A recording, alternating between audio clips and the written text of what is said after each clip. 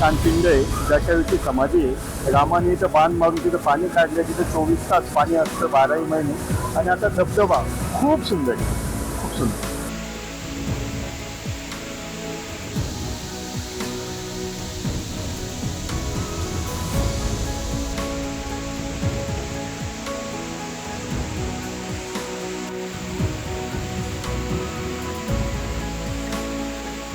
मराठवाड्याचं mini Mahabaleshwar म्हणून ओळख असणारा रामलिंग धबधबा आता ओसंडून वाहू लागलेला आहे. तुम्ही पाहू शकता या पहिल्याच पावसात रामलिंगचा धबधबा पूर्ण क्षमतेने वाहत असल्याने इथं पर्यटकाचे आता पाय वळू लागलेले आहेत.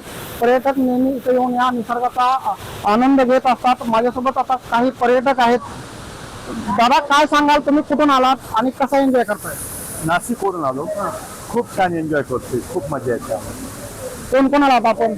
मी, माझी मिसेस, दोघी मुली, आमची आई, सगळे आम्ही आलेलो आहे पूर्ण परिवार. काय काय पाहिलं तुम्ही इथं? काय काय आवडलं? आम्ही रामलिंग आहे, महादेवाचं मंदिर, खूप छान पिंड आहे, ज्याच्याविषयी समाधी आहे. रामाने इथं बाण मारून तिथं पाणी काढलं, तिथं 24 तास पाणी असतं 12ही महिने. आणि आता धबधबा खूप सुंदर आहे, खूप सुंदर. तर माझ्यासोबत आम्हाला काही मुली पण आहेत. काय सांगशील, कसा एन्जॉय करते तू? काय काय आवडलं तुला इथलं? काय पाहिलं? मला इथलं पहिले मंदिर बघितलं, राम मंदिर, तिथलं पण नेचर खूप छान आहे. आणि आता हा धबधबा, तिथे पण आम्ही खूप एन्जॉय केलाय. काय सांगशील, आज धबधब्याचा असं वाटत होतं तू डोळ्यात हे नवीन दिन वातावरण सगळं टिपून घेते तू? कसं एन्जॉय करते?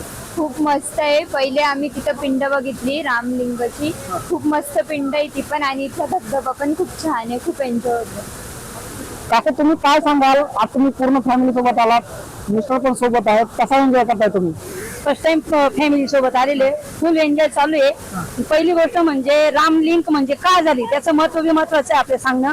रामलिंग म्हणजे जटाऊ जे पाणी नव्हतं, जटाऊंना पाणी भेटत नव्हतं, त्यामुळे रामाने बाण मारलेलं आहे. इथं जटाऊसाठी ते रामकुंड प्रसिद्ध झालेलं आहे.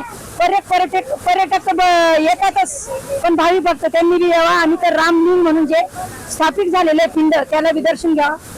धबधबा पाहायला काय वाटलं तुम्हाला? धबधबाही खूप सुंदर आहे आणि खूप एन्जॉय करतोय. खूप मजा येते. पूर्ण फॅमिलीचं आलेलं आहे नाशिकवरनं. पावसात भिजण्याचा आनंद घेताय तुम्ही, कसं वाटतंय पावसाळ्यात? एकदम सुंदर वाटतं, एकदम छान वाटतं.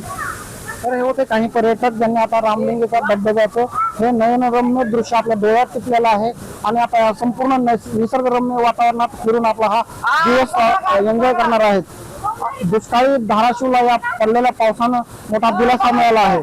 एबीपी माझा पर्यटकांना हेच आवाहन करत आहे की या धबधब्याकडे येताना आपल्या जीवाची काळजी घेऊन धबधबा पाहण्यासाठी यावं. काकासाहेब कांबळे, एबीपी माझा, रामलिंग, धाराशिव. एबीपी माझा, उघडा डोळे बघा नीट.